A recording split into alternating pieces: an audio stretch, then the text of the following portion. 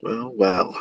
Finally, finally, ICT's come back to ICT's Twitter Spaces. They were trying to keep me from signing on with you fine folks tonight. This is the third time. The third fucking time, man. It takes three times. They don't want me talking to you. They don't want me tickling your ears with all this goodness. ICT goodness. Anyway, what the hell is going on in the markets? That is amazing. That's amazing volatility today. And let me just tell you, I mentioned earlier in the year, I said that we would see some pretty insane volatility. And when you look at a daily chart of the even the S&P, you really can't appreciate how much insanity took place today.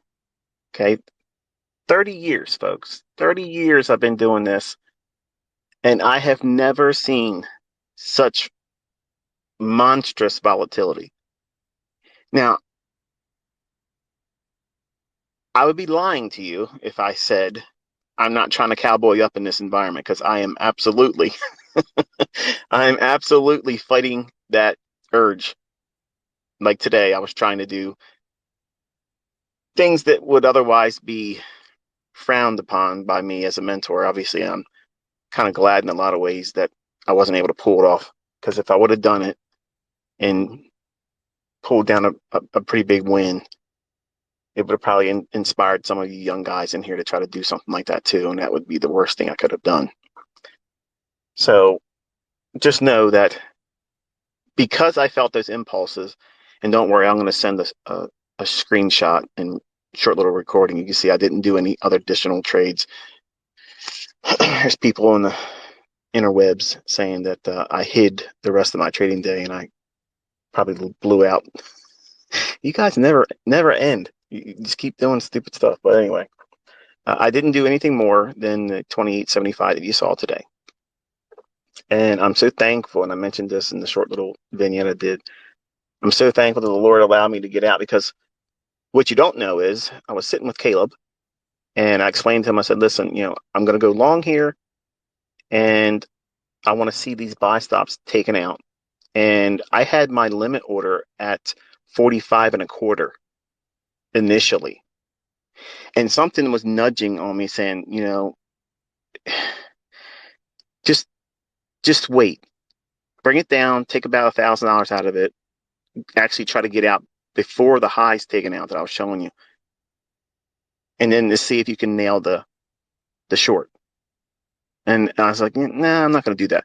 But this time I rolled the limit back up, and I literally just by a little bit went below the previous time. So I was below 45. I don't think I would have gotten out. Now, I don't think personally that I would have been able to hold on to the point where it was too late, because it did give me a few, a minute or so before it just did a monstrous, gap where there was a real liquidity void where I showed you today. But that would have been painful. Not that much money. I mean, money's money, but it would have been a bruise to my ego, because my son was sitting next to me, and I was literally telling him, watch, this is what's going to happen. It's going to go up here. I'm going to buy it. I'm going to sell short, and I'm going to write it down to the 35.70 I talked about on Monday. Okay, so that was our objective for the week. That was what we were looking for, and it hit it and went through it a lot, and that's fine. So again, we had the bias right for the week. We had the draw on liquidity. We wanted that lower low on the daily. It ripped its throat out, shook it until there was nothing left in terms of life. The fair value gap that I showed you on the weekly chart was just brilliant in terms of offering a discount array. Now, which brings me to the $1 million question, which is what everybody wants to know. Is this the bottom? Is this the low ICT? I don't personally believe so. Now, the reason why is because we had relative equal lows on the daily chart. those relative equal lows needed, it needed to be taken out. Now, it doesn't mean it's going to run through them and just keep on going lower. See, these are perfect little traps. These are opportunities for these market makers that are sitting in here right now that are absolutely in there manually intervening, because there's lots of money right now. Lots of money for the taking. Emotions are high. Gamblers are literally hopped up on goofballs because they see all this movement. They're in there trading 60, 70 times, chasing every single fluctuation, thinking that they're going to catch something like what we saw today, a breakneck volatility romance. Simply going after balls to the wall, all in Texas Hold'em style. Just that, I'm telling you, we are going to see more traders lose their ass this fall, going into the close of this year, than probably historically we've ever seen. Now, your friends and family that you know are trading, they're going to hide that from you.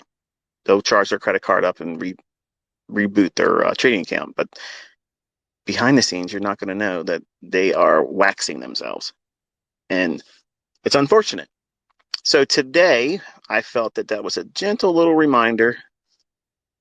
ICT, yes, you know a little bit more than the average bear, but this type of volatility, this is all new territory to me.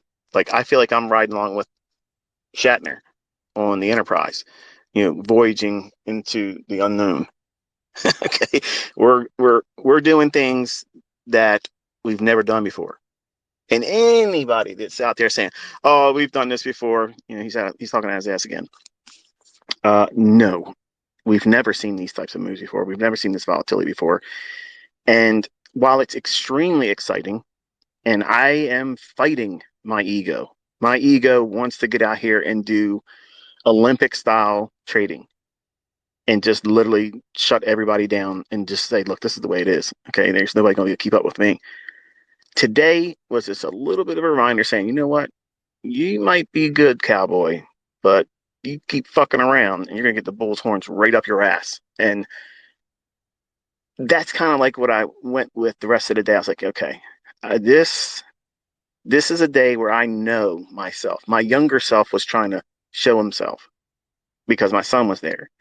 And I wish I was recording just the expression on my son's face when he watched the limit order get filled.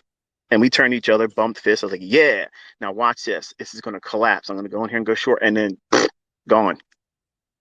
Elvis left the building. Like, it was like gone. Go, go, go. It was history. I mean, we watched it tick down. Like, okay, I'm changing that little box in the upper left hand corner from 4 to a 2. It's it. It's gone. It's gone.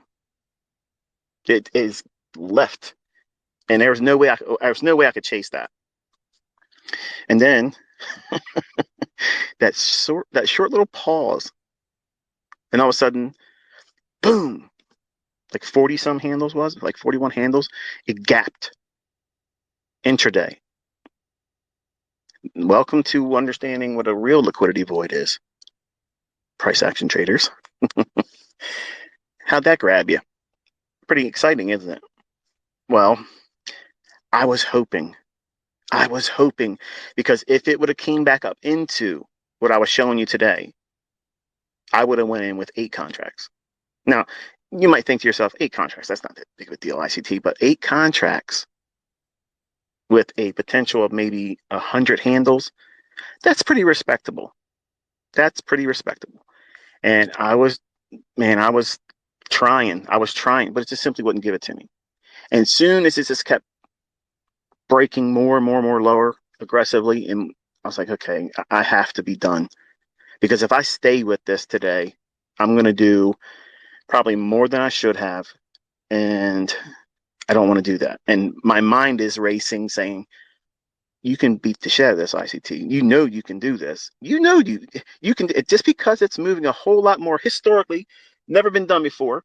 It's never been here. It's never done these types of volatility moves ever, ever. Larry Williams, never seen this in his life. He's been trading longer than me. And I'm sure he's scratching his ass thinking, what the hell is going on? Why is this happening? Right, exactly. It's fun. Isn't it interesting seeing everybody that's supposed to be in the industry? They're always putting up their explanations as to why things take place after it happens. But remember, on Monday morning, we were looking for 3570. We were looking for it. And I was telling you also, I don't give a shit who you know, who says what. How many times you seen them be right before? If they said we're not going lower, they're full of grade A bullshit. We're taking out 3570. Well, Santa came through again and 3570 was delivered, but it came with extras this year. Okay, it came with a whole lot more and went all the way down to the weekly fair value gap, which essentially is the main draw on that 3400. And you're probably looking at that today and thinking, wait a minute, it's not even at 3400. Well, 3400 is a big figure.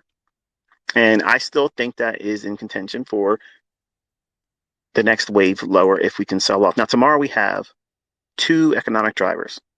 We have 8:30 in the morning and we have 10 o'clock in the morning. So it's Friday. I'm not holding out for any one particular direction over the other. We did a lot of movement today. I personally am done. Like, I'm not trying to do anything else. I'm at 34,000 for the month. I'm not trying to do anything more, and I've not taken a great deal of size on any of the positions. So the largest position I had on was, I believe it was 12 contracts. Well, it's not even an entire month. It's only what, the 13th. So you take the weekends out of that. It's not been much at all. So we are in that territory I mentioned that we would be seeing crazy volatility and we are off the charts. And it's exciting to be seeing it. I'm glad to be alive during this time and being able to participate in it. But now, since I got a taste of it today, yeah, the 25, 30 contracts pyramiding up, that type of thing, I just don't have it in me, folks. I got to be honest with you. These markets are moving at a pace that are admittedly very intimidating, even for me. Like, I know if I make one error, one misjudgment, one in these types of moves, man, no, I just can't allow that. I can't allow myself to go through that. So I have to lean back on the tools and rules that I give you and trusting that it'll serve me well. And then, I'll be fine by the end of the year. I'll obviously be fine and I'll get my roses and such. But the point is, this volatility can sweet talk you, serenade you like a siren. Okay. These mythical creatures that inhabit the rocks, the jagged rocks out in the sea, they were written about many times in folklore and books. They're supposed to be beautiful and they serenade to you. They look lovely, and sailors will try to sail their vessels closer to them to get to them. And then they crash their ship on the rocks and sink and drown. That's what this volatility is acting like. Okay. And I fell very close to being a victim today to that. I wanted to do more. Like, I wanted to do it. I said, no, no, no, no. I know what everybody else is doing right now. They're all trying to be a part of the next little move in here that's going to be the next big 30, 50 handle move. And I was like, nope, I dodged a bullet today. So, yeah, I don't need to feel, you know, a 50 caliber between the eyes to know that I shouldn't have done it. So, all kinds of bad experiences when I was 20 years old came flooding back. And I told my son, I said, I'm going to sit still. I'm literally turning the charts off. I'm walking away and I just chilled out. I watched YouTube videos. I did some reading, took a nap, which I didn't need, but I had to do whatever I could to stay away from the charts because I know Mr. Hyde in me. because you're listening to Dr. Jekyll on YouTube. Here, you get a little taste of Mr. Hyde, where I'm off the rails. There's no filter. There's no editing. There's no retracting the uh, the bipolarism, the swings, and I have been feeling that for weeks. And just to cut in real quick, the jerk that put a list pendants against the property, who was trying to shake us down for money. I told the seller 2 nights ago. I said, "Listen, I'm going to be real honest with you. I'm not waiting 2 years. So my suggestion is to you, go in with the difference between our offers. I offered him 1,975,000 for his house. He listed it for 19999, and the other offer that was coming in but was invalid because it had all kinds of, the date was wrong. They had requested certain parts of their furniture, and I don't know if this matters, but I want you to understand my mindset going into this week. I told the seller, I said, listen, sell the house to me, but pay the guy off with the difference between our offers. Because I don't think he wants the house, because I don't think he can afford the house. Personally, that's what I think. But he was working on this property to wait until somebody came on the contract. And then he falsely said that, I had a deal, knowing full well someone was trying to do $2 million in property. They don't want to wait around this environment because they know that property values, as the buyer, I want to get it now.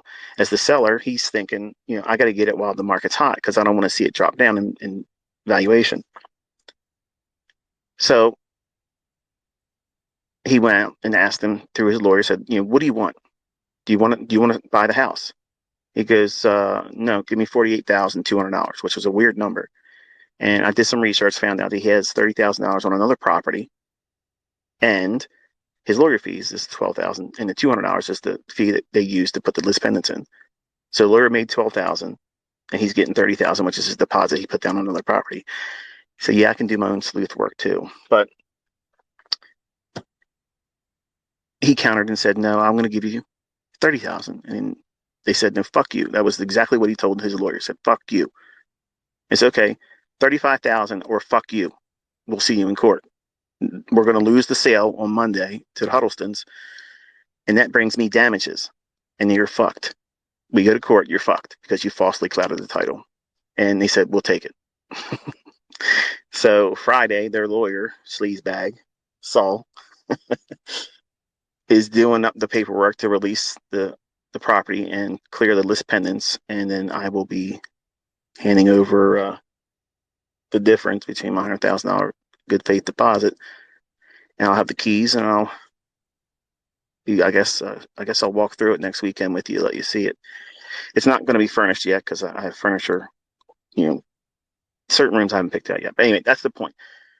Because of all that bullshit, I have been swinging from maniac to just really borderline depressed because my wife is upset about this. Now imagine I have to trade decisions around making money or talk to all of you fine folks.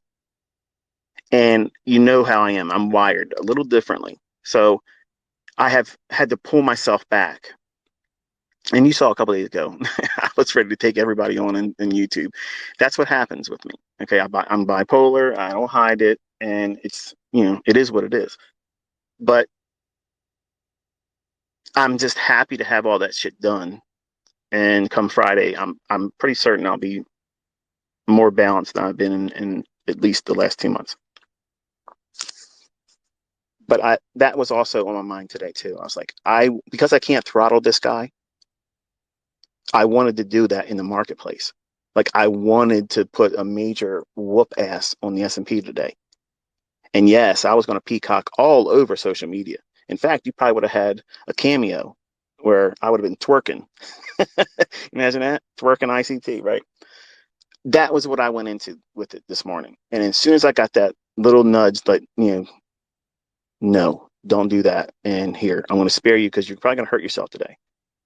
I said, you know what? I'm going to take that as a little bit of grace and say, this is not the right thing for me to do. And I know what's motivating it because I'm angry inside that I've had to wait now, obviously, a week longer. But this buying experience has caused me a great deal of Anger, rage, like pent up hostility because this piece of shit is garbage. He's trash. 68, lawsuits against him, and I'm convinced they do this. This is what they're all about. Like they're trash, and being so local, I don't want to see this motherfucker in public because he's gonna find out that this kind of shit, this kind of fucking shit, doesn't make friends. And you read between the fucking lines on that one, but it worked out in my favor. My wife's happy. I'm happy. The sellers are happy because they're old. This is an older couple, very nice people, and the guy's health's failing him. 74 years old, and they don't need all this kind of fucking drama. Nobody does. So I told him, I said I was going to step away from the property, and if these other people want to buy it, so be it. To me, I think that will be, I got to submit to that God's will, and there it is. It wasn't meant for me to have it, but when I said that, that was like that little nudge for them to say, well, we're gonna do what you said. We're gonna offer them a buyout, and they did it for less than I even encouraged them to do it. So they took it for 35 instead of 50. Because if they were going to sell it to that buyer, they would have sold it for 1,925,000. So what's the difference if they give them the 50,000 difference between my offer and that offer, and I get to buy the house? It's the same outcome. They get to move on with the rest of their few years of their life, doing whatever they want to do. I get the property, and now the piece of shit's gone. So it is what it is. But I'm so relieved.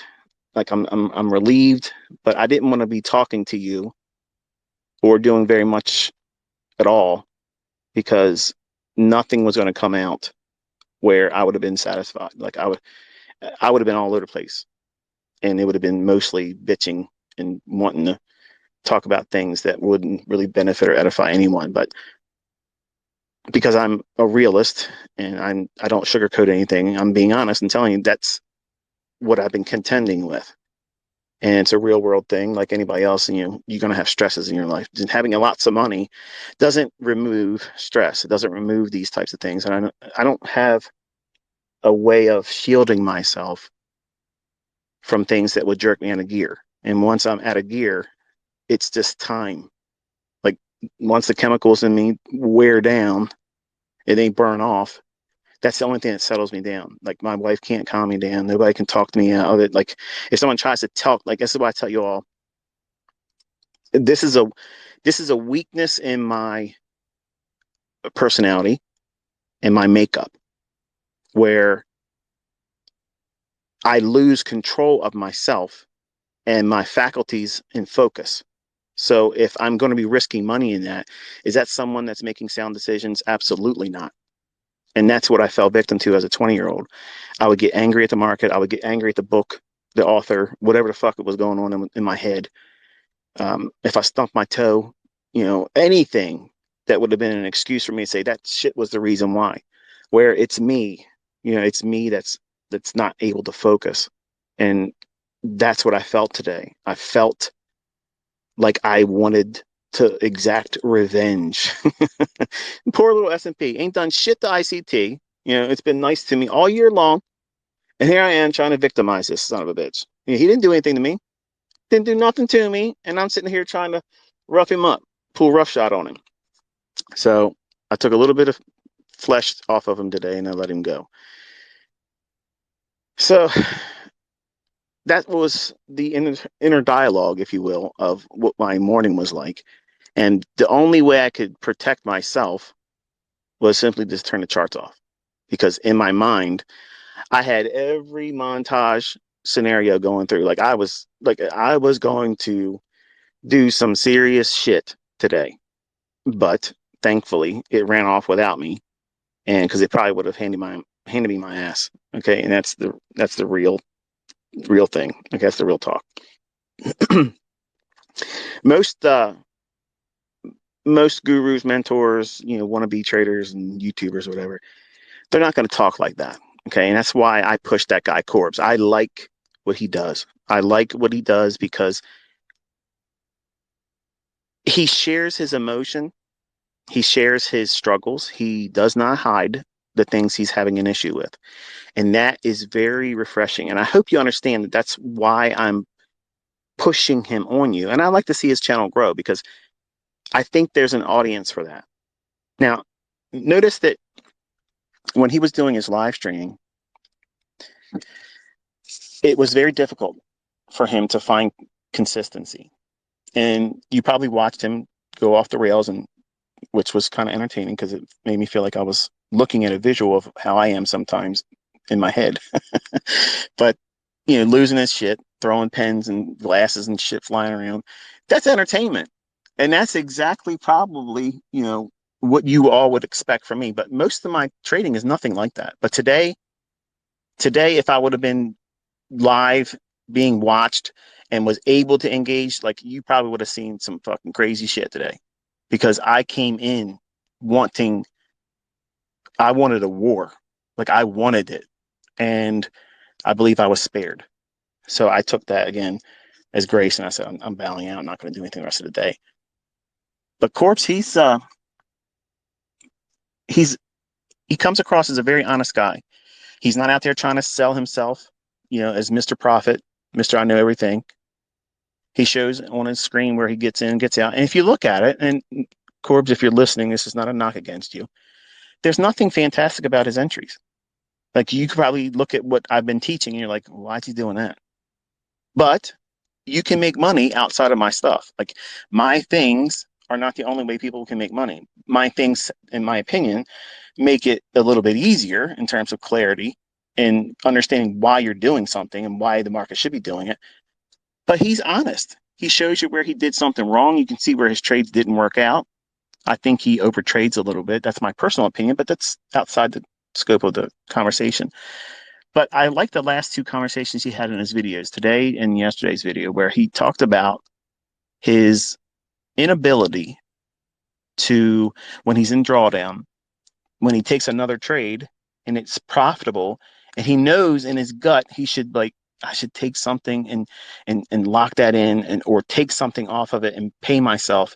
But because the pain and the pressure of ego as a male, and I'm not saying he's egotistical, but I know as a man, as a male, and ladies, you probably can't understand this. I mean, in fact, I know you don't understand it because I live with a wife that just simply just doesn't understand it. It's a fucking video game, Michael. What are you making a big deal about it for? I said, look around. Look how you live, woman. Look how you live. And you call that a video game? Come on now. So he knows that if he does take a loss, like anybody else, and I've experienced this too. I'm not talking like I don't have this experience. Everybody that's ever traded has had this experience. But when you have a period of drawdown, or if you get into a trade or two and you're in drawdown on a day, the first impulse is, motherfucker, I want my money back, and I'm coming with interest, bitch. You better give me my motherfucking money. Where the fuck is my money? Where is my shit? Where is it at right now? Give it to me. It's already late. Give it to me now. That's what you want. That's the mindset. And then all of a sudden you get into trades, and say you're down $500, say you're down $750, some $800, okay? And you get into another trade, you're pissed off, you can't find your groove, but it just how happens that you're in now a trade and you're up $400. And you're thinking, all I gotta do is see another one of those and I'm even. And if it gets to that, I'll just see if it wants to give me a little bit more because I need to cover commissions and I gotta come home with something. First of all, you don't need to go home with anything. You got to leave with your ass. You can't go into the marketplace and leave your ass out there. You can't do that. So this is why I teach how to mitigate losing streaks, how to take drawdown and bring it back realistically. That means you're not trying to get everything back in one clip. Now, there has been times where I've done that, revenge style, okay? But it's never served me well as a method of doing it again and again and again. I learned the hard way that if I lose 1,000 and I get into another trade with half the leverage and I'm up $500, I'm done. I'm closing that trade. Now what that does, it frees me up to go back to the original amount of leverage that I took on the previous trade that was a losing trade. So put it in perspective. Okay, say I was risking 1% and I lost 1%. Whatever that dollar amount is for 1% of the equity, the next trade rather that I take, I'm taking it with 0.5% risk.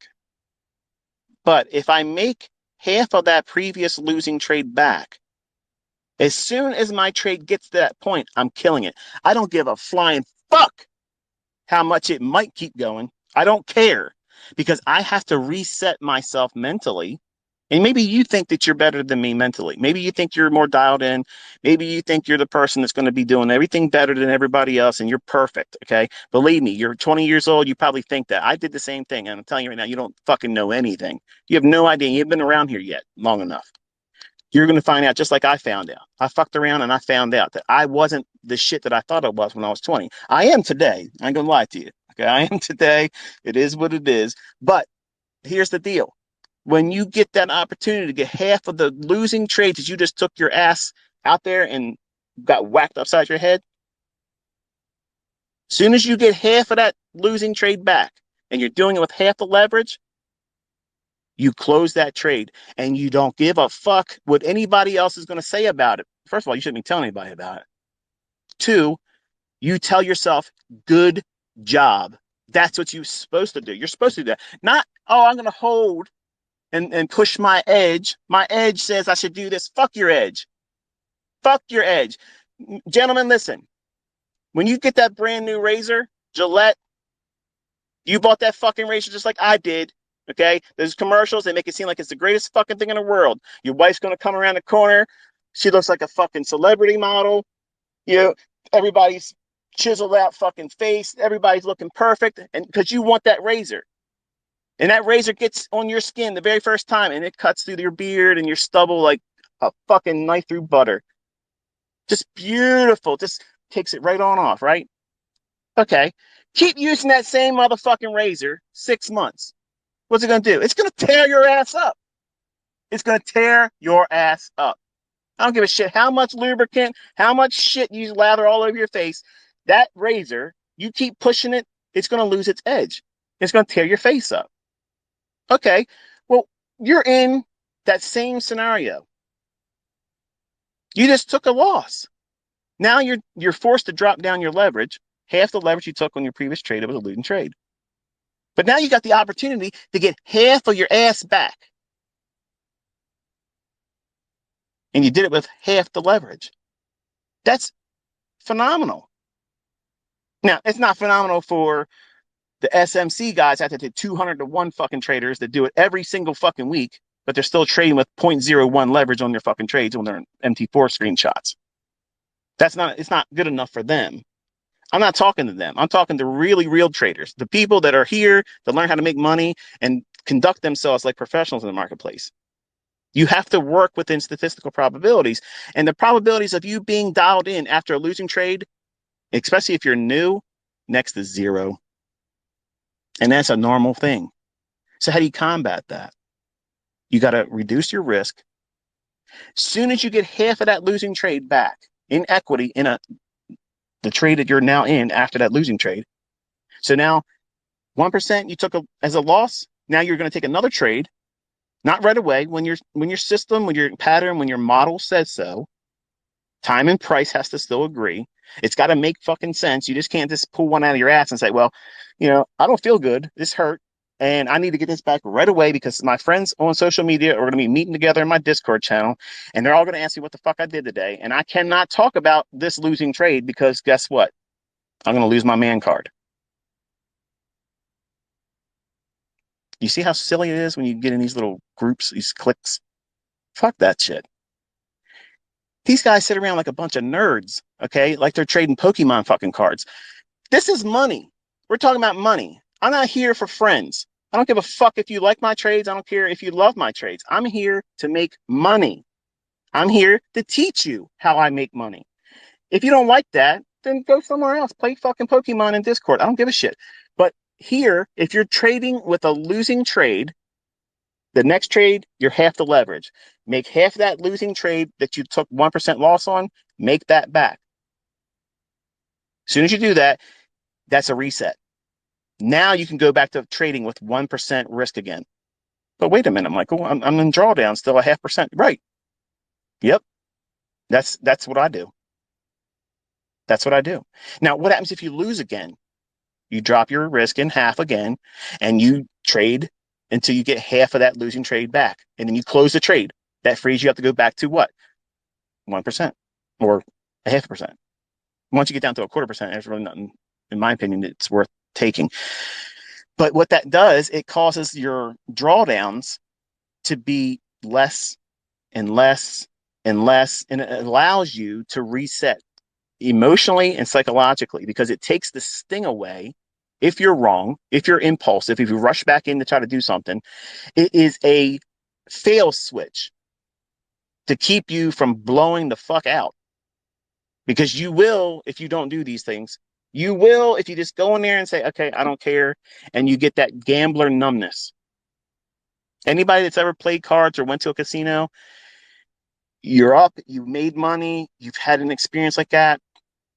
You go home, they send you comps. Come on back. We love you. You took money from us. We love you as a customer. Come back here and stay in one of our really luxurious suites and fuck, we'll give you a steak dinner and here's 2 tickets to a show. Come on back. Have the whole weekend to yourself because you are a customer that we love. And your dumbass believes that. So you fly out there, you go out there, and then you lose everything you fucking won the last time and then more. What happened? You're sitting at the table. You know damn well you shouldn't have came back out there. 2, you shouldn't have stayed as long as you did. And you knew right when you should have stopped, but you don't. And you lose. And you lose again. And then you lose again. And all of a sudden you think to yourself, well, fuck it. You know, I got $1,000 still in chips here. I'm just going to play until I fucking lose. I don't care. That's gambler numbness. That's what trading sometimes does or occurs to people that just cannot stay focused. And what happens is you're just waiting for that chance turnaround. And when it does, few and far between, there's an instance where that occurs. But when it happens, what that does is it gives you that little bit of dopamine. Boom. All of a sudden, oh shit. Look out, ladies. Holy shit. Look who just stepped in. It's Money Man. It's Mr. Maven. It's fucking Mr. Market Maker, ICTs. Nobody compared to you now. You got it all figured out because that chemical imbalances kicks in, and everybody has this. You don't have to be bipolar to experience this. That feeling of I'm on now. I'm on. But it doesn't happen. But if it does happen, that's when you start betting bigger because you think you've turned the tide. And now the gods of the odds have now shined their light on you and given you their favor. And the only thing they've given you is a shift in your perspective. Because see, what you think is good is just really their boot going up your ass. You have no idea what's about to happen to you. And then boom, your $1,000 is gone. And on the flight home from the casino, and you've lost more than you brought because you couldn't take that. You had to go and get more money out of your ATM and more money out of your ATM. Because hey, it's still Saturday night and you got another night to sleep up there for free, right?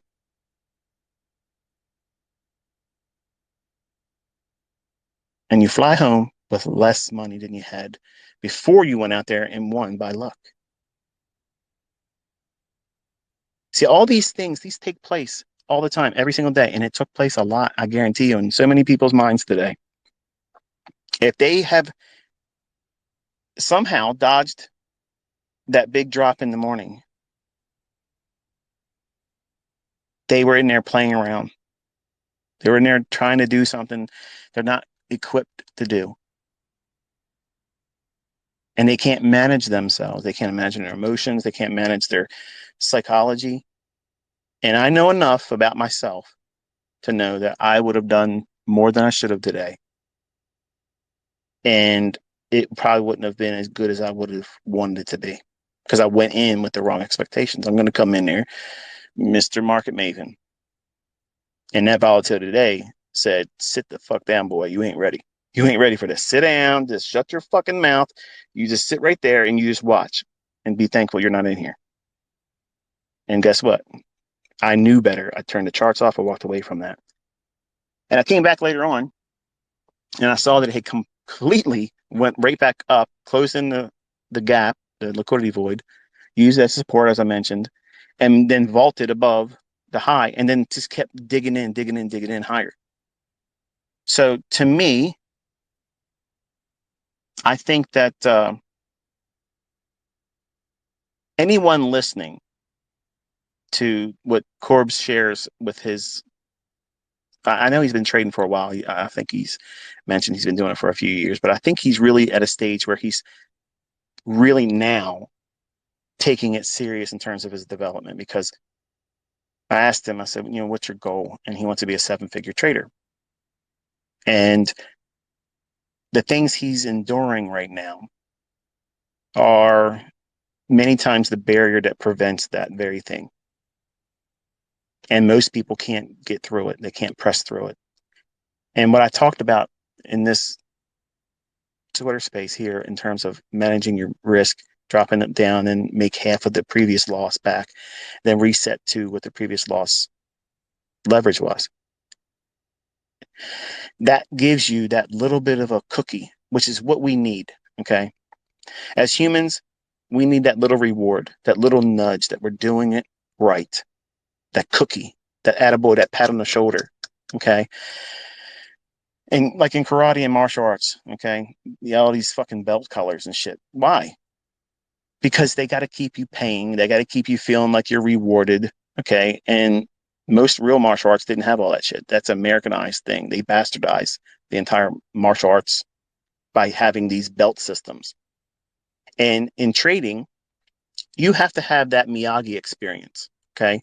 You have to have that where you're working your ass off. You're out there, you're sanding the fence and you're painting the fence. You're waxing the cars. ICT's talking to you and putting you through all this bullshit discussions. This doesn't mean anything to me. Tell me how to buy and sell. Tell me when to get in, when to get out. How the fuck do I know how to do this? You're talking all this bullshit. You're talking about a house I can't live in. What the fuck's this got to do with anything? It has everything to do with it. So you don't think you're learning anything right now, but when you put yourself in that situation, now because I'm talking to you like this, you're going to say, you know what? This is exactly like that motherfucker said. That old motherfucker, 50 years old, had a clue. He did know what he was talking about.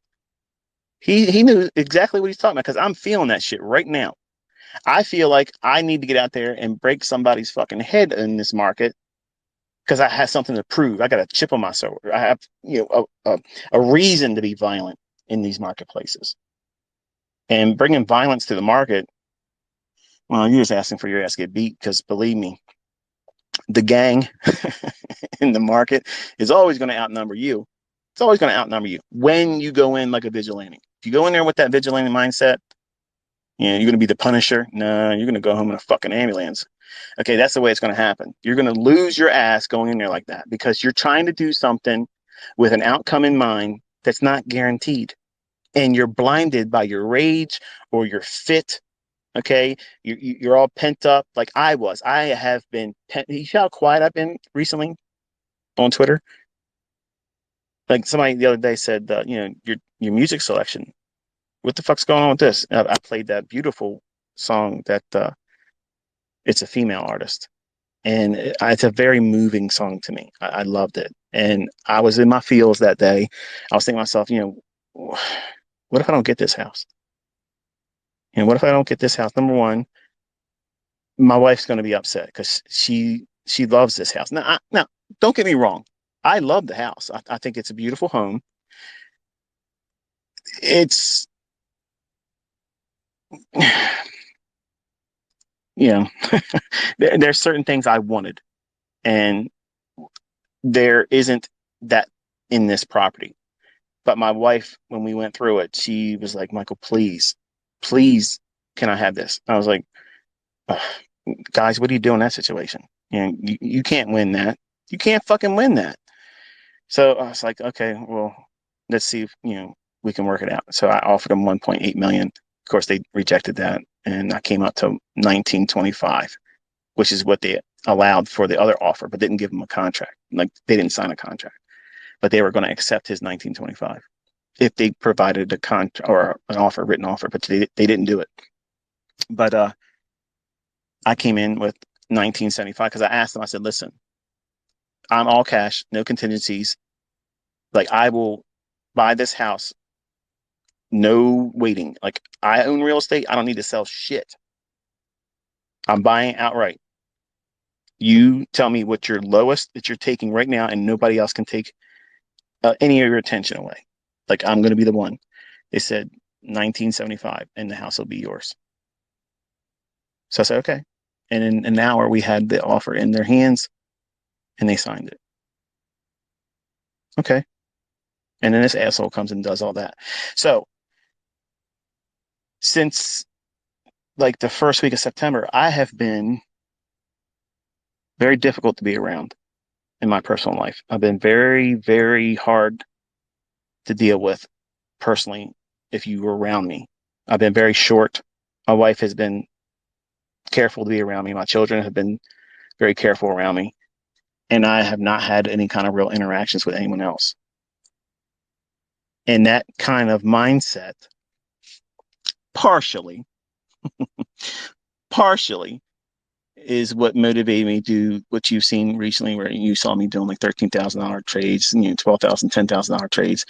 That was me in there doing a little bit more than I usually do, because obviously I've been teaching you to do these models that are, try to get 5 handles and be fine. You're all asking like, can you just show the model? Can you do that?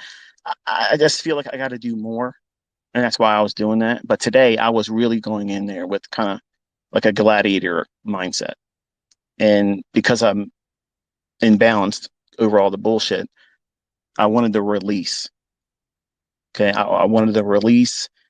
I wanted to be able to discharge. I haven't been able to talk to anybody because it would have been,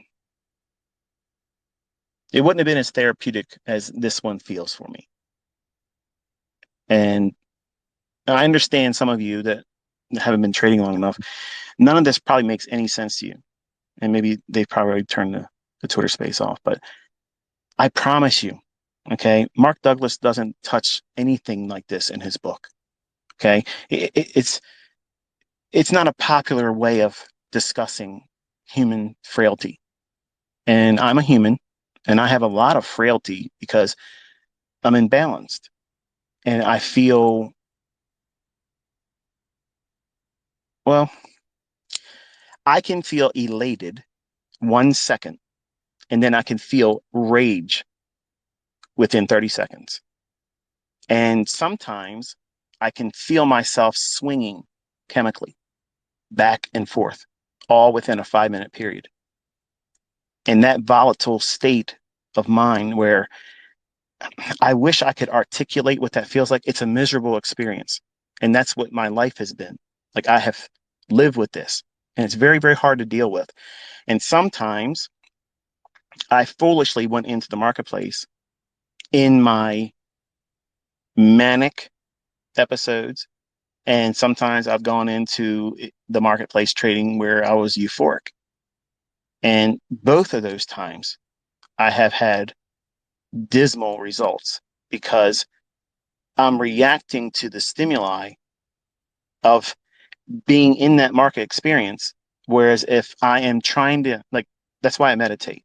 Okay. I meditate, I exercise, I lift weights, I do stretching, I do all those things because if you look at the schedule I tweeted and the things I do and how I eat and all that stuff, I have to adhere to that schedule. If I don't adhere to that schedule, I cannot do well in the marketplace because if I'm in a trade, I'm going to think about how I did not do this part of my routine. Something took me out of my routine. And because that happens, many times that'll be the reason or catalyst for me not to take any trades in the morning session or in the afternoon session.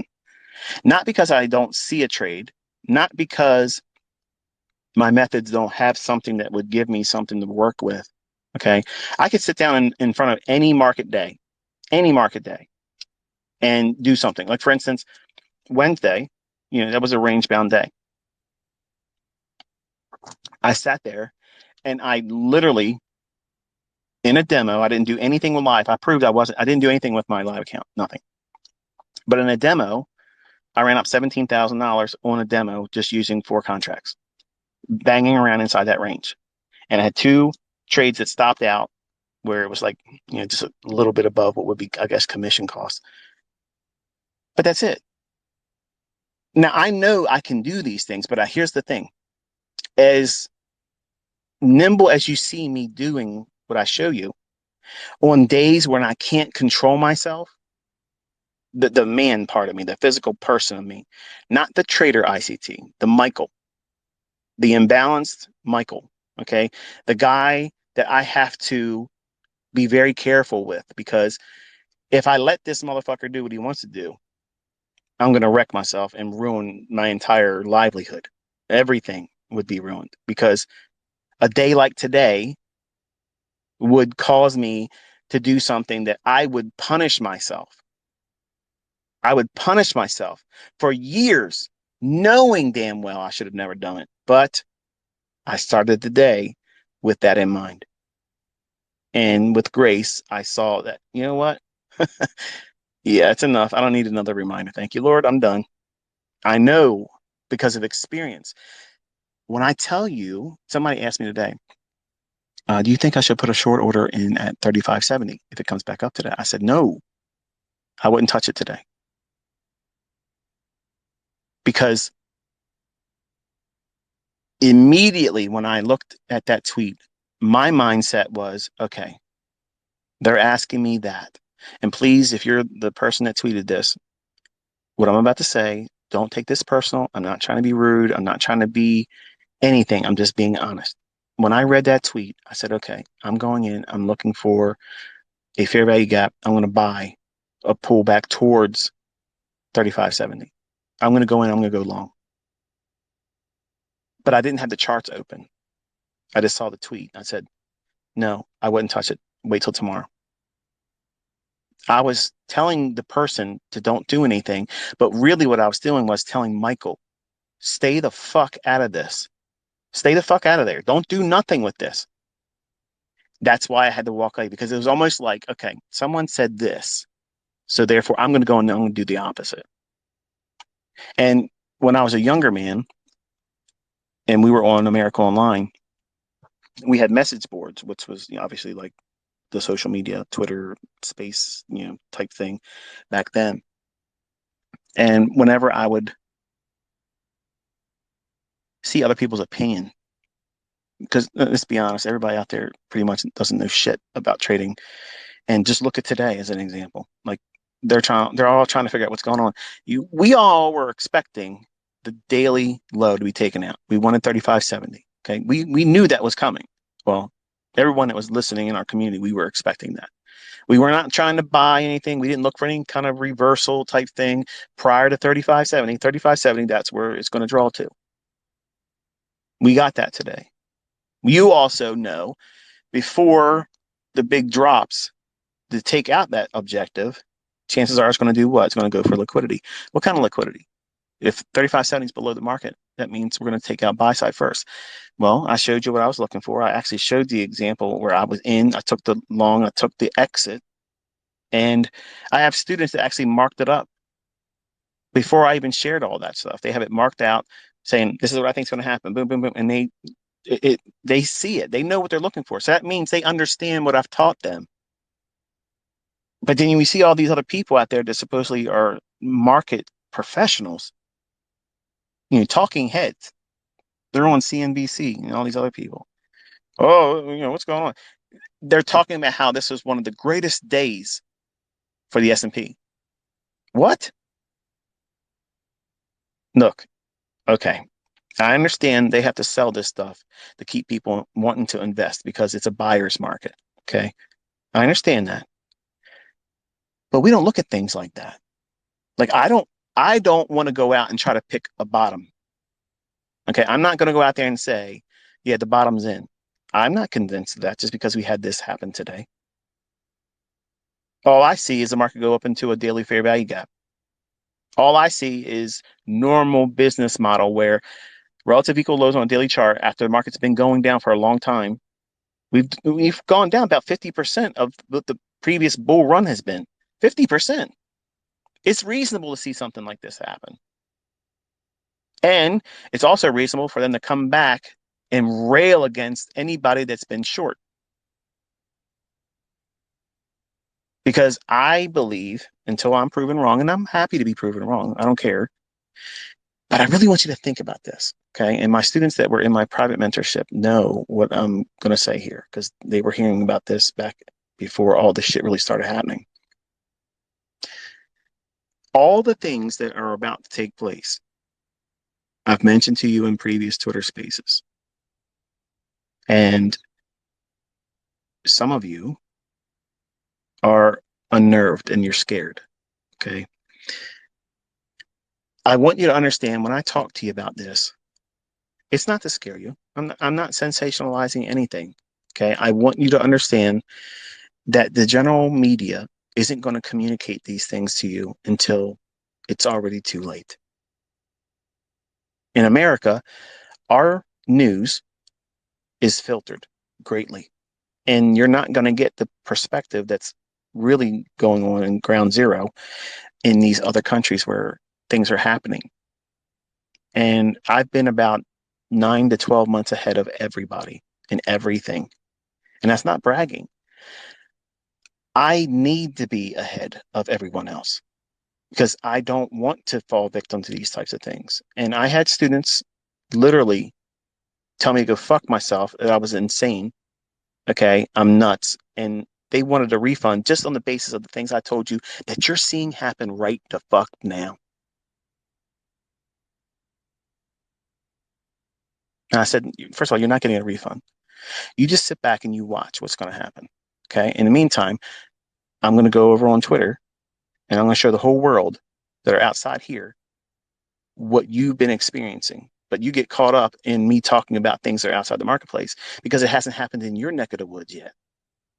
You're this and you're that. No, man, just take a look around. I would love to be wrong. I want to be wrong for the sake of my own family and friends. The stress this is going to bring on them. I hope I am wrong. But look around, man. Things are going to get really, really hard. I sat down and I sat down with the Lord. And okay, and I know some of you don't believe in this. Okay, some of you believe in Allah, some of you believe in other things that in other religions. Okay, I'm not going to knock your religion. I'm not going to say anything about you. I'm not going to tweet to you and say, you don't know the real Lord or you don't know the real Creator. So please don't do that to me. Okay, because I'm not going to listen to you. And what's going to happen is I'm going to mute you. I won't delete you, but I'm going to mute you because that's offensive to me, and I'm not trying to be offensive to anyone else. But this is what I did. Okay, I sat down. I said, Lord, how can I be used to be as much help as I possibly can to other people? Because I know what's coming. I knew in 2010. When I stepped out on baby pips, I wanted to let the cat out of the bag then, but I was afraid to talk about it. And I ain't ashamed to tell you that. I was afraid to talk about it. Not because people would laugh at me, because you can see I don't, I don't care about that shit. But I was afraid if I talked about it, what might happen. And I have old friends that like to visit once in a while, and they talk to me and tell me there's certain things I shouldn't talk about, and I don't. But I tried to be a little bit cryptic, and people that have been watching me over the years, they have been really close many times to where I was pointing until we got to around the 2016 election. At that point, it was like I needed to talk about it. And I said everything. I said Trump would be elected. Everybody laughed. I said they're going to use him as a fall guy. It's happening. And he's part of it all too. So I know that probably throws you into a different category because some of you are like, yeah, he's a Trumper. I'm not a Trumper. I didn't vote for anybody. And it's just, they're all part of the same thing. It's all theater. Okay. But the things that are coming, I talked about all the central bank digital currencies. Okay. And they have to create this reason for it. Okay, because most people don't even understand what that is, number one. And that's the reason why the whole crypto thing was invented. They let you all champion the idea of, oh, we're going to beat fiat currency.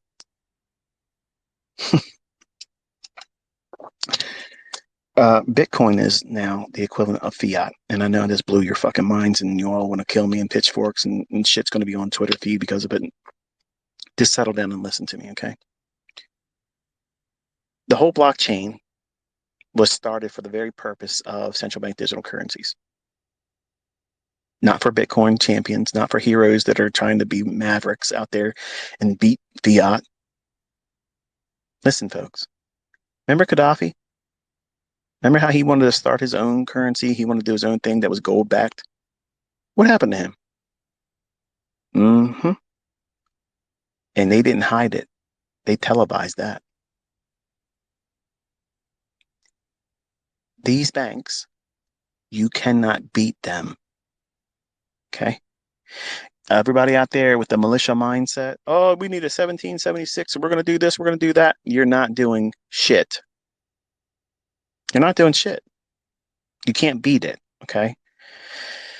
So the only thing you can do is try to align yourself with what they're doing. Now, that poses a great deal of a moral dilemma for those folks out there that have a sense of humanity. Yes, the very concept of what central banking is very, very evil. But when I was a younger man and I was introduced to all this, I wasn't wanting to be a part of it at all. Like I wanted to stop trading altogether because once I discovered what is really going on behind the scenes, I did not want to be part of that at all. Lots of money offered, lots of doing this and lots of doing that. And no, it's a club that you don't really want to be a part of. And a lot of you young guys and gals would have signed up immediately. I'm only on this rock spinning through space for a few decades or so. If I'm lucky, if I'm going to be 100, I don't think I will be, but I don't think this is all there is. And in this world, when I was a younger man, I did things that I wasn't proud of and still not proud of. I can't change that. The only thing I can do is apologize and ask for forgiveness. And I believe my faith gives me that. But I asked the Lord, I said, what can I do to be an instrument to be used that way? Number one, people can see the real me. Because there are a lot of things out there that are said about me. They're all done from a competitive standpoint. Because if you don't watch me, then you won't stay long enough to find out what really works in these marketplaces. And if you don't see that, you'll fall victim to whatever they're trying to sell or get your attention and get your money. I made millions of dollars selling my material, my teaching, my mentorship. Okay. And I have a group of people that are in a private group that are waiting for me to return when I'm done doing this core content. And I am coming back home. I'm going back to private when I'm done. I will not be tickling your Twitter. I'm going back to my private forum. And that's where I'm going to be. Now I'll do videos on YouTube, but I asked in prayer, I said, how can I do this? And he gave me basically the inspiration to do what I've done all this year.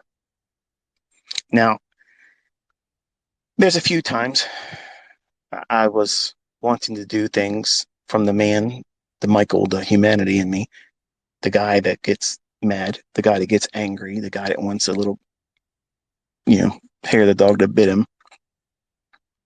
And I was just told, just keep doing what you're doing. So I just stuck to what I was doing. I have shown you something that even my private mentorship wasn't given. And I showed you from my heart because it was exactly what I designed for my daughter. Many of you are seeing people all around the world making real money with that. So if there's ever been a doubt whether what I teach or what I know, am I really that accurate? Can I really talk about where the market's going to be going forward? Am I doing both sides of the marketplace, up or down? And then I'm picking the right. You all seen it now. You all tasted it. So I believe that I have done what I set out to do last year. Where I told you, just sit back and watch what I do. I'm going to give you a means of making money.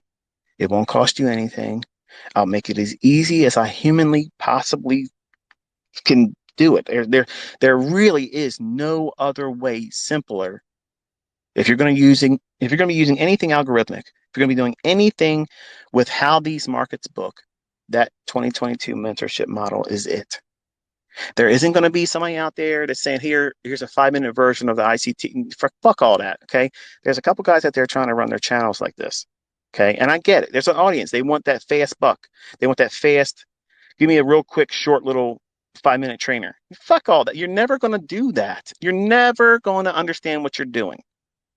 So you're getting your clicks and you're getting your little ad revenue on that shit. But they're going to tell you later on, this shit didn't work. I'm going over here where I get the real juice. And I'm not taking the videos off of YouTube. They're there so that way people that try to sell my shit or rename it or whatever, they're going to see, oh, this is where it really came from. And my last video for mentorship will be a sit down face to face. You'll see me.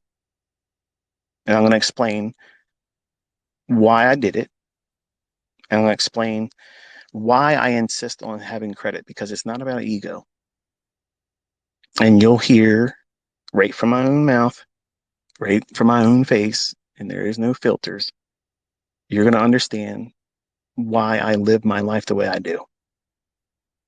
I'm human, and sometimes I cuss like a sailor. And I wish I could change that about myself. I wish I could do that 24/7. You know, when I'm praising the Lord, it's interesting how I don't reach for those words. He tames the tongue in those moments. But when I'm not talking about him, it's very easy for me to reach for the colorful language. So I'm not preaching to you. I'm not trying to bring you to church or anything, but I'm just pulling the veil back and letting you know there's a lot of things that go on that you don't really fully understand that I contend with. And I'm many times convicted. Every single time I do one of these where I'm talking to you live, I'm immediately convicted. I'm immediately asking for forgiveness because I'm not being a good role model for you. But I use these instances to discharge.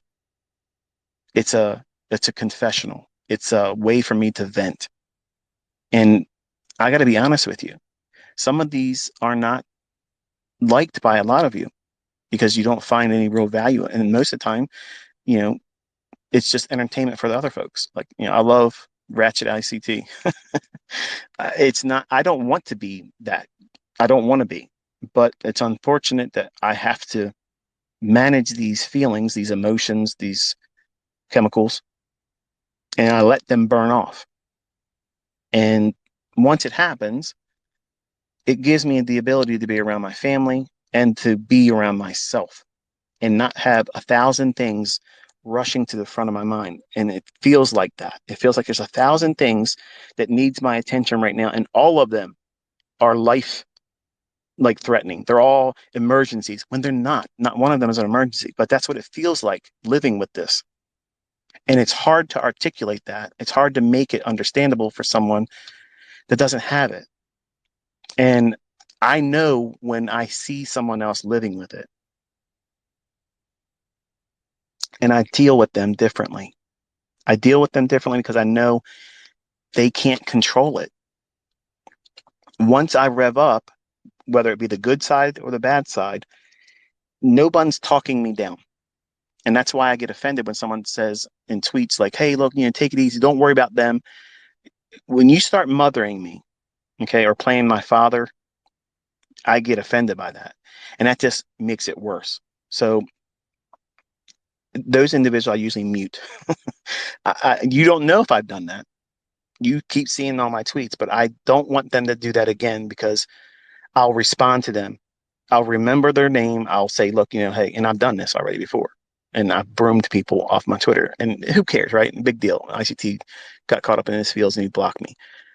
If I don't do that, I'm going to say things that aren't going to be really edifying as a mentor to that person, where I could just simply say, hey, look, if I was more balanced at that moment, I could say, hey, maybe you should look at it like this or do something like that. But most of the time, sometimes I get triggered, and once it starts revving up, I can't be the right kind of mentor for anyone. And for the last 2 weeks, that's how it's been. Like, it's been really, really hard for me to keep things in check because of all the things that's going on. And I'm thankful that my wife's going to be able to get this house, and that way, happy wife, happy life. But these instances are going to creep into your own trading too. Maybe you don't have bipolarism. Maybe you don't have that issue. But everybody has a bad day once in a while. And I don't care how healthy you are, your job, you may love it. You may be making, a high salary. They give you great benefits, and you're interested in never really leaving it because you love your job. It's your profession. I got students that are like that. They have no interest. I don't care how much they make. I think that'll change when they get really up there in returns. But they say that I don't want to leave my job. I'm going to stay with this, and I'm happy with what I'm doing. Those individuals still have bad days. If you're married or if you have a relationship, let me tell you something. You're going to have a bad day. Your other partner is going to see to it. That's just a fact of life. It's going to happen like that. And when it happens, you need to make a real careful decision on whether you're going to be entering the marketplace on that day or not. I'm going to humbly submit to you that you probably should take the day off. I don't care how good the chart looks. If you're in a situation that you feel a lot of stress, a lot of anxiety, or if you're just pent up hostility, like I have that, I feel a lot better now that I've talked about it because it's different. It's different talking to someone outside of my wife, who is my partner. She's, part of this corporation that's our marriage. Okay. We have a relationship that we have to build each other up and strengthen each other and be there for each other. And we have had a division in our relationship since this started because I'm doing everything I can to acquire this property for her. And she is trying to do everything she can not to pester me about every little thing she's feeling every single day. So imagine that. Like, it's very hard to manage all these things. And you're going to have that same problem. It's going to creep in. And when you have that instance where you're out of sorts, okay, you're not dialed in because you have something going on. It may be something as, like you have a child and they're sick or they're getting in trouble. Maybe they're entering a troublesome time in their development as a child, and they're trying to find themselves. That's stressful, and maybe you're going through an illness. Maybe you discovered something about yourself and your health that is now scary. I've often thought about, all of you and what types of circumstances that would creep into your life. And there's a whole slew of things that could come up. And what might not be a big deal to you may be something earth shattering to someone else. But if you're on that precipice where all it takes is a small little nudge by somebody, and you're going to lose your shit. You're going to lose your mind. You're going to go off, and you're not going to be able to contain your emotions. If you feel that way, like if you feel that, the worst thing you can do is go into the marketplace. It never turns out well. It never, never turns out well. And I went in this morning with that mindset. Like, I wanted somebody's ass. Like, I wanted to tear up something bad. And then I was going to peacock it all over social media because I wanted a war. I wanted it. It was an outlet. So now, because there's closure to this, I feel much more balanced because I've talked to you, because you're all part of the family here. You're part of this ICT clique and the cult of winning. You are the closest individuals that's going to understand what I'm saying about this than anyone else. See, you know what it feels like to be inspired or lured into the marketplace based on these little lines on this chart. You know what it feels like to feel like it's telling you to get in there and do something. And you know what it feels like when you're right. And you know what it feels like when you're wrong. My wife doesn't know that. She doesn't understand that at all. So she's happy now. And I'm happy because I've been able to explain what I've been wrestling with the last 2 weeks. It's been since really the first week of September. And it just progressively got worse because we were supposed to close on next Monday for the house. And while that could really, I guess, still happen, the sellers were not able to move their things out because of all this other stuff. And they couldn't sell the house on the Monday that's coming because the Liz Pendants was on the house still. So I gave them an extension until next Friday and let them get their last bit of things out, and then it's done.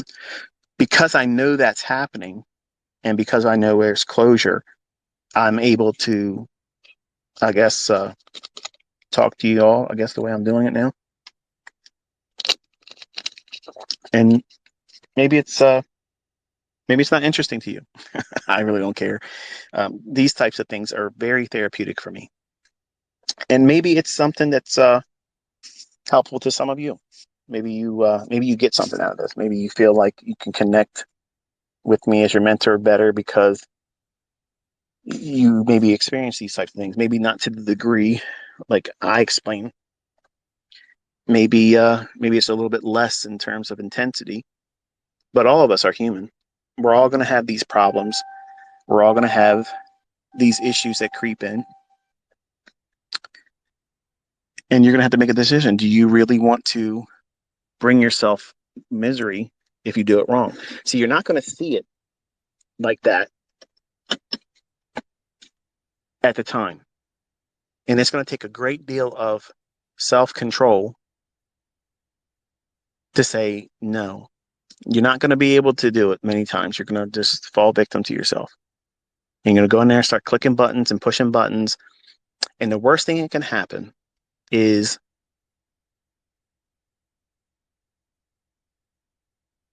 I guess now it just dawned on me. That guy Corbs is over there across the pond. Okay, he's globetrotting, bouncing around over there, and I don't know where he's at, to be honest with you. But where he's at, his internet service sucks. But I think what he's feeling is there is a disconnect between him and his audience. And because he's working very hard to try to grow his channel and his community, I think that he feels that separation anxiety, knowing that, he's used to having that live interaction. That continuity's now been disrupted for reasons outside of his control. Now, put yourself in his shoes for a moment, okay, and understand and think about what he's been very honest about in the last two videos. He says,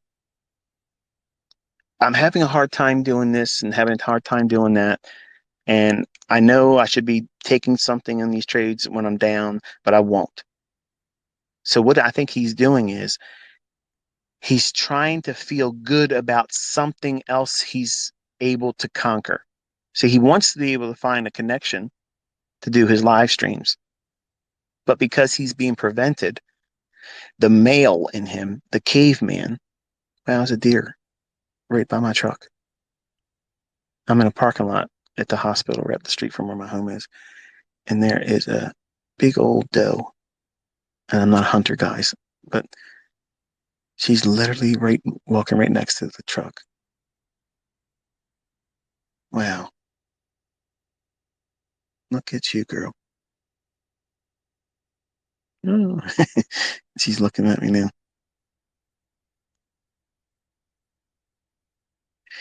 I'm wondering if I could take a picture while we're still talking here. Hold on one second.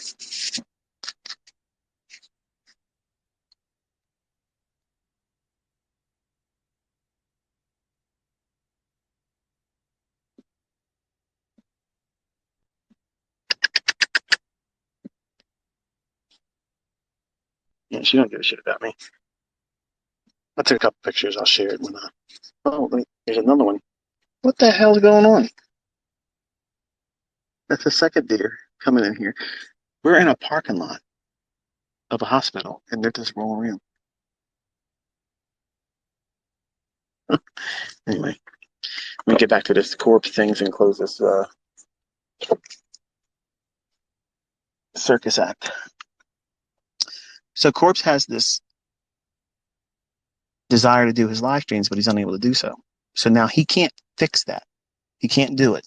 He wants to do it, but he can't. It's outside of his control. It's outside of his hands. But the man in him, the caveman, is saying to himself, let's go out there with our club and bonk the market over the head and take a victory and feel good about that. Because I can't do live streams. I'm going to go out there and feel good because I've conquered the market and I'll compensate for myself that way. That's what I personally believe he's experiencing. And if he's listening, it'd be interesting for him to either say, no, that's not happening, ICT, or if it is, like, yeah, that's it. Or maybe he didn't know. Now he's, you know, able to think about it like this. But I'm quite certain if I was in his situation, those are the very things I'd be trying to do because I can't make that man take that list pendants off. He had to be paid for or had to be bought out by the seller to do that. That was the whole reason why I did it. Nothing was going to tell him to take it off until he got to court and then lose and then pay damages. And he wasn't going to do that either. But he knew us waiting as long as it may take to get to that point. You know, that we're going to make a move before that. You know, $2 million in property in a high of the market like it is. You know, the seller's going to make a move, and he did. So Corbs is probably doing very much like what I'm outlining here. He's doing things impulsively, and then that takes him out of his focus. Instead of saying, this is what I do, this is what I'm supposed to do, and this is the methodology I should be following, he even reported that in his discussion about himself. He knew in the trades, I should be doing this, but he won't do it. Why? Because he is being denied something that he wants to do with his community. He wants to be able to do something that he's been doing daily ish, as he says, except for Fridays, but he can't do it. Not because he can't do it. He can't do it because he's being denied from an outside source, which is the internet provider where he's at. So that sense of what? Frustration, that denial of something that would be reasonable to expect and something he's used to doing, he can't do it. So what is it doing? It's taking him out of his mental focus, his rule-based idea of what he should be doing, how to keep himself disciplined, and what it is that he should be doing when he's in a trade. That's what I find fascinating about him because he's like a test tube for everybody to see. And it's beneficial for you. Who cares if he doesn't trade like us? That's not the point. Have I ever looked at him and said, look what he's doing wrong there? I haven't done that, and I don't want to do that. I have no intentions of doing that. I'm not trying to press on him to learn to be like us. And I saw some of you commenting, learn from ICT. Don't do that, please. You're going to embarrass me. That's not what I'm doing. Okay. I believe he is a great resource for studying the psychology of a trader. It matters not to me if he makes money or not. The fact that he's willing to spend the time that he does and then expressing his experiences, he's not holding it back. And I think that is a breath of fresh air for people that are learning how to do this. If you watch and listen to what he's saying, you're going to resonate with that, especially if you're trading before you're supposed to. Okay. I think that you will resonate with what he explains that he feels as a mental barrier and some of the things that he feels good about what he does, but mostly the struggles of finding yourself, especially in this type of volatility, because the volatility will make you fall in love with the potential of making a lot of money. Yeah, it's there. It's there every day. But this volatility is creating romances in many people's minds. And they're thinking, man, and I fell victim to it almost today. ICT almost got wrapped up in some love triangle shit. Okay. Michael, Missy, and the S&P. And I got news for you guys. My wife ain't sharing our relationship. Okay. There's no menage a trois with my wife. Okay. It's not going to happen. But that type of thing where men get wrapped up with their routine, if they get taken out of it, it takes us completely off our focus. And I think that's really what's going on with Corpse. And maybe that makes sense to you now. Maybe it makes sense to what happens in your own trading, in your own analysis. How do you feel when your normal routine is disrupted? Okay. Um, do you have unexpected guests? Okay. I have a student that, opened their home up to a in-law. Okay. And he admittedly did not want them staying with them, but trying to be the good spouse, trying to be the one that, you know, I guess tries to do whatever to keep peace in the house, said, okay, they can stay here. And it's caused a nightmare for his routine as a husband, a father, an employee at the place where he works, and then come home and he's got to learn how to trade, and then he has to find time to trade. And this individual in the house, they're leaving things out when normally that doesn't go on in their house. These types of things is completely taking him out of focus. And he goes, does this sound like I'm being overbearing or frivolous? I was like, no. First of all, I wouldn't let anybody live with me. Okay. Number two, yes, I would be out of my mind. Like I'm a person, everything has to have its own place. And if it's out of place, I'm going to know. And if it's disruptive, you need to sit down and say, hey, look, this is the way I need you to conduct yourself here. Because not only is it disruptive to me in my thought process, but once I'm out of whack, okay, and I'm not able to focus and I'm risking money and I can't have you messing with my fucking money. Okay, that's the way you got to say it. And get your permission from me that you can say the F word. But, you got to find your own solutions. And you got to find your own rhyme and reason as to, how you find continuity in your own life. Because if you don't have continuity, if you don't have the means of adjusting and adapting to what's going on, it's going to take you out of your focus. And you'll have these same types of things that Corbs has been talking about in his last two videos. And I think that's such a great teaching tool. It's such a great, well, foundation to trader psychology because that's rarely tapped into. Rarely is that ever really brought up as a means of undoing oneself in the marketplace. Because I had done that to myself when I was in my 20s. I did not understand the impact of something as simple as I'm not able to do what I'm supposed to do normally. So what am I going to do?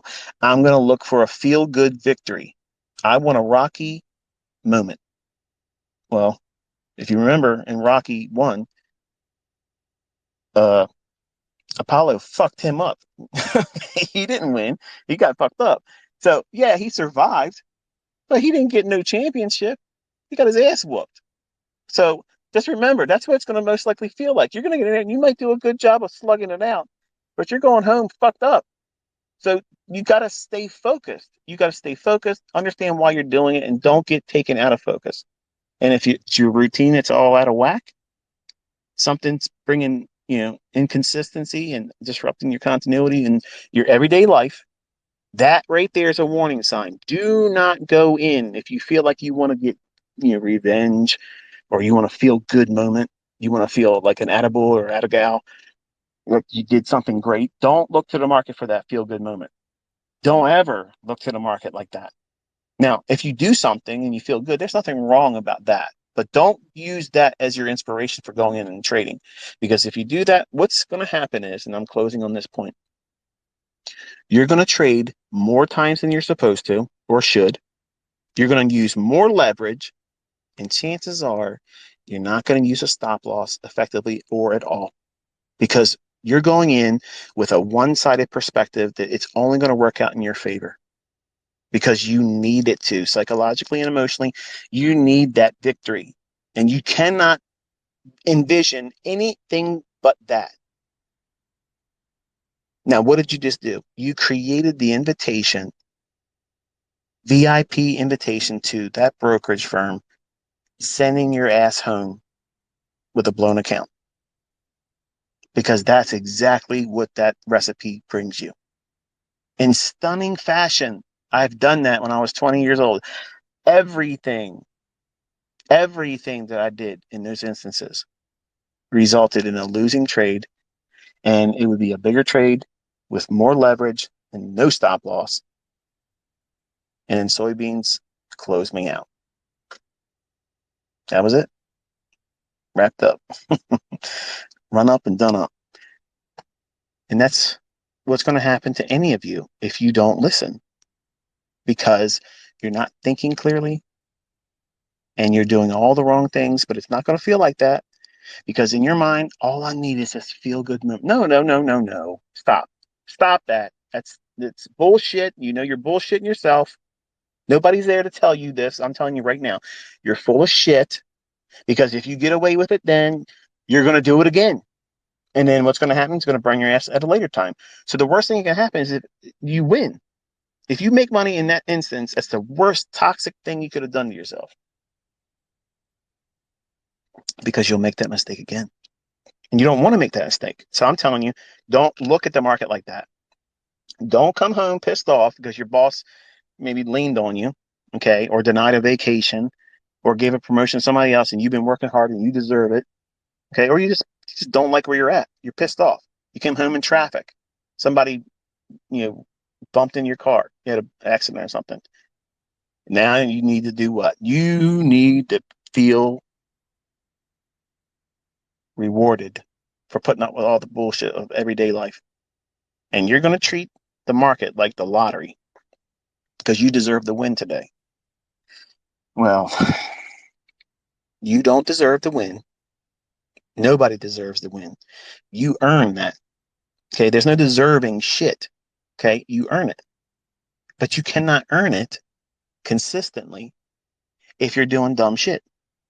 And dumb shit's going to be a result of you going in looking for a feel good moment while your personal life is in disarray. And it may not even be that big of a deal, but in our minds, your spouse did something stupid. Now, I'm going to tell you, this is one thing that's going to be looked at by you all like, really? That's a big fucking deal, this guy? I have a lot of books. And my books, sometimes, if I'm reading them, I'll place them down and I'll walk away from them. And they have to be exactly how I left them. If someone's moved them, my mind's going to be thinking, okay, they opened them up and the page I have with a marker on them is then been moved. Because my youngest son, he's a touchy-feely kind of guy. He's wanting to touch everything, move things around, look at shit, and I love him to death, but I can't, my mind won't let me do that. So that one little thing, if that happens before I get into the PM session, because I homeschool, that's going to be in my mind. Like, shit, he moved my placeholder. Now I got to go through and find, like, that's all it takes for me. That's all it takes for me. So it's a real hard thing living with ICT. Living with ICT would be a crazy ass sitcom. Like, it would be nuts. You would really understand how hard it is for me to manage. Like, you ever seen Howie Mandel? He does a really good job of hiding his mental illness. But when he's open about what he lives with, like, it brings me to tears all the time because I know what that feels like. Like, I know what it feels like to live with this. And to be able to sit down and separate everything else that's going on in the world in my own personal life. And the only thing that matters is these candlesticks. What is price doing right now in this time interval? Where is price at? How can I implement what I know?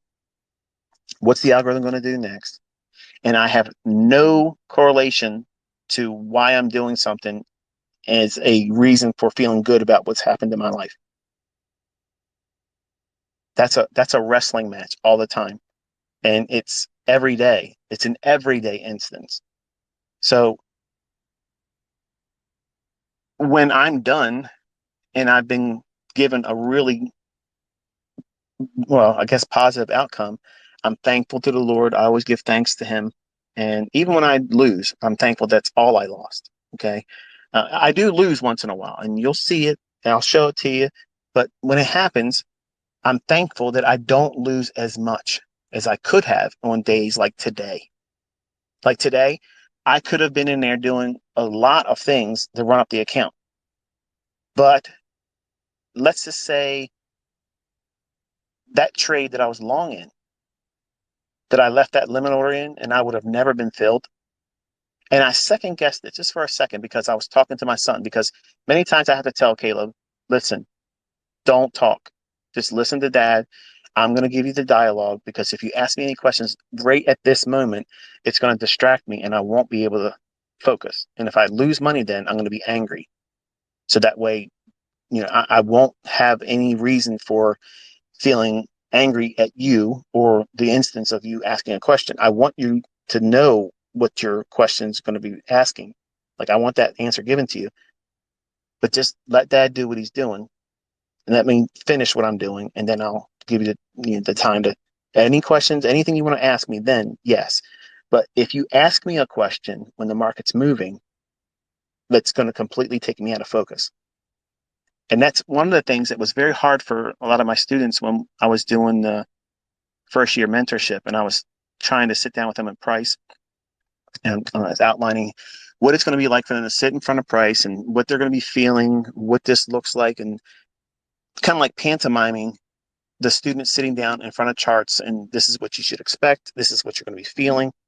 Then I got 865 people asking me, what about this? And why'd you let this happen? You didn't buy here. Why did this happen? Is this an order block? What's this?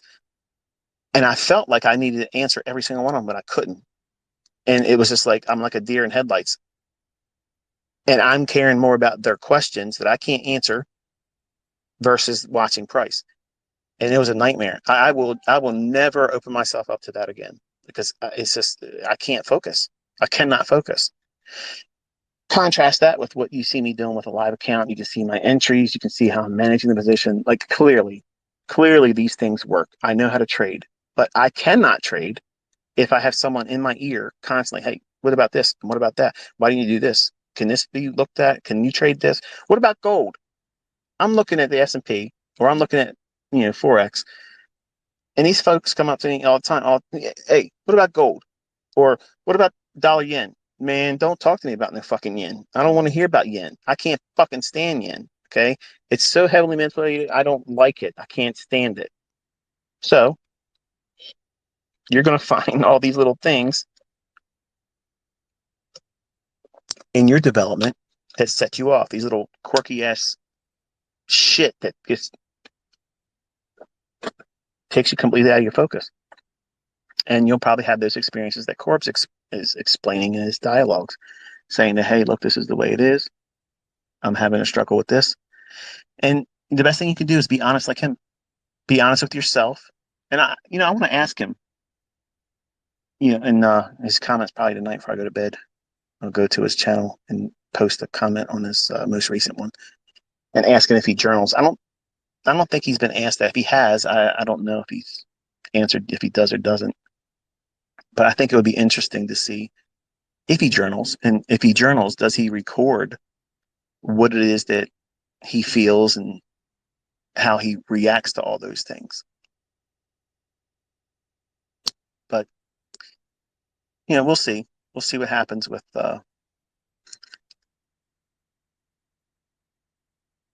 what he does with himself with a journal, whether he uses a journal or not. It'd be interesting to know.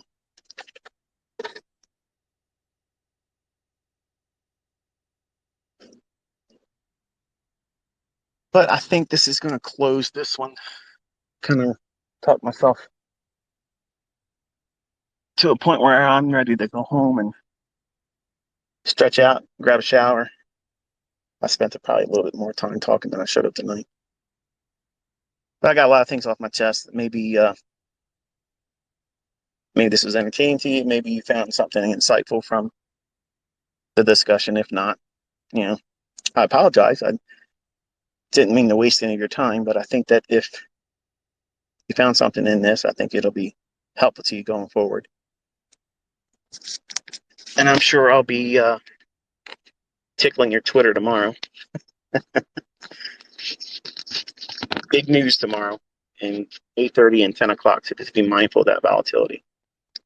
And I think that is going to be it for this one tonight. So until I talk to you next time, be safe.